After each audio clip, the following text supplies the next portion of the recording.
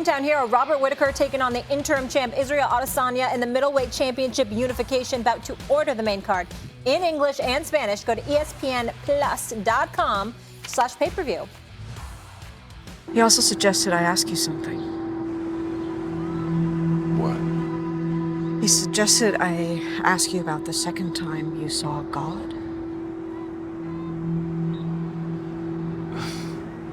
What does that mean? He wants to divide us. Why would that divide us? I had a vision. Now I don't.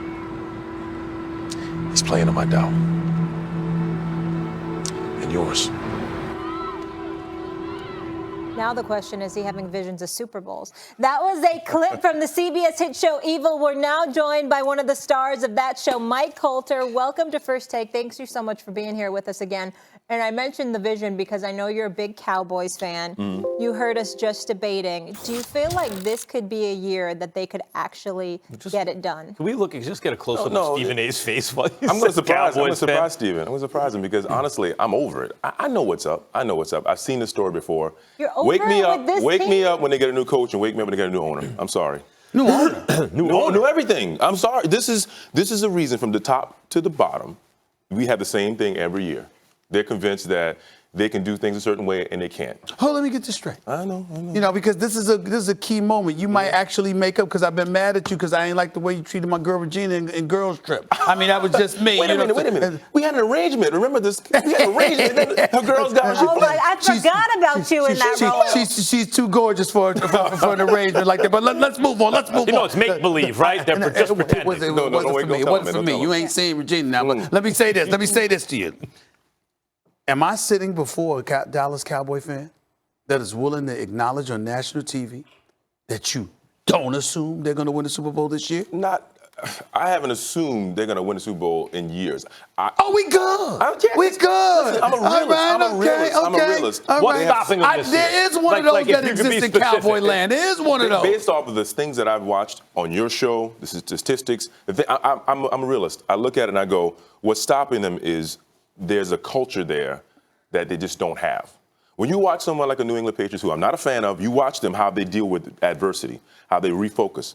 These guys can't focus. No matter what you do, when the going gets tough, they do something stupid. Is there a coach out there that you think should be the next head coach for the Dallas Cowboys? Several coaches. Well, listen, like Gruden, people give Gruden things, but you have to have pieces to work with.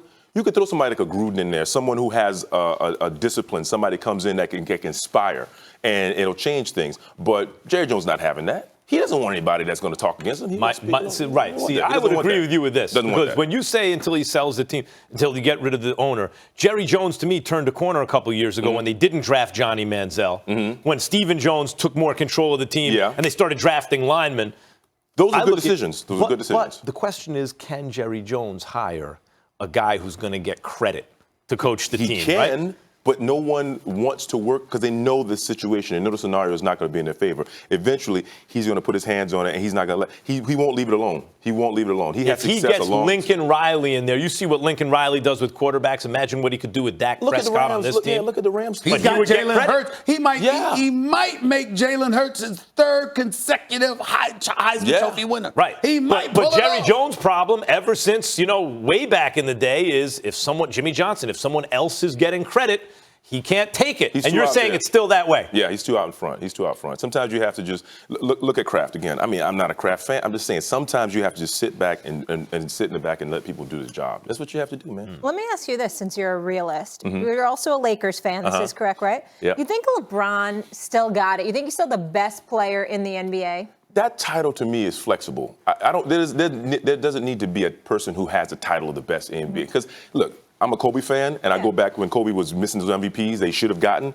It's a popularity contest. What people feel emotionally is what they go with. So if you're telling me LeBron's greatest player, it's arguable. I look at Steph, and I go, Steph's size, pound for pound, he could be arguably the greatest player. Pound for pound. You look at Durant. Durant's attitude, he's not he's not the same kind of personality as LeBron, but you go, he's an assassin. If that aside from that injury, that's another ring. I'm sorry. It was when he stepped on the floor. It was like Kawhi, who at that moment for those few minutes, brother. and then get back to me. Like if you put Kawhi on Golden State and Durant on Toronto, you would say KD who? Here's the thing. No, KD. You put KD in any situation, you always recognize the talent. Game recognizes game.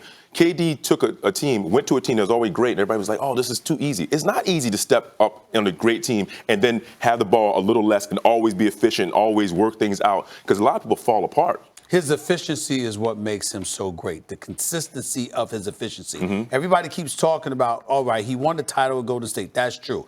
But the player that he was always that guy, no matter where. Here's the difference. Kawhi, in San Antonio, not quite a super team, but an excellent team, won a championship. Goes to Toronto. It's not a super team, won a championship. Turns down the Lakers, where he would have formed a super team. Said, I just need one other dude. Get me Paul George and I'll go there. Watch him win another championship. I just hate being ultra critical about Kawhi because I know he's a top 5 player. He's elite. He's big time. My only problem with Max when he keeps bringing up Kawhi, Golden State didn't just not have KD. They had one, Klay Thompson got hurt from game 2. Let me tell you something. Even without KD, if Klay Thompson was healthy the whole series, I think they would have beat Toronto then. Exactly. I mean, think about it. I don't think so, but you can argue. They barely won 6 games. They basically were without 3 players, and they still went 6 games to beat them. If he was that good and they were that great, it should have been a sweep. But no, Toronto isn't that great. Toronto is a nice little team who added Kawhi Leonard and then won a championship. If Durant was playing, it would have been a sweep. How's that? If Durant were playing healthy, it would have been a sweep. Maximum 5. It wouldn't have been about 5 games. I'll put it this way. Convincing sweep. Durant joined a team that by the skin of their teeth lost in 7 games to LeBron James, Kyrie Irving, and Kevin Love. After whatever he wasn't kicked out of Game 7. When LeBron James was given the stimulus package. Yes. Was Draymond in Game 7? Because I recall Game 5 he got suspended. Yes. That game, Bogut and Iguodala got hurt. Yes. When you the series the changed. point is when you have a 70. Okay, even more to my point. In other words, they wouldn't have lost if Dre, according to you, right? So KD joins a team that you're claiming should have been back-to-back champions after winning 73 games. And you guys want to give him all the credit for winning championships. Kawhi never did that, but he's got 2. Look, Finals MVP. You know what? You could say, I ain't never said this on the air before, but I could say 1.5. I mean, KD wasn't there. Klay Thompson, was injured. I mean, come on that doesn't count to me. I'm sorry. I do not count Kawhi that had everything working for him. So Golden State, the first time they won against Cleveland, when LeBron didn't have Kyrie or Kevin Love, that's also a half, right? You can say yes. You can sit up there and say that. Or you can sit up there and say, you could have sat up there and say it would have flopped. Like Cleveland would have won the first go-round, Golden State would have won the second go-round. I'm just saying it would have ended up being what it was. 3 or 4. Is there a way for would there have been a way for Golden State with KD and Klay to lose?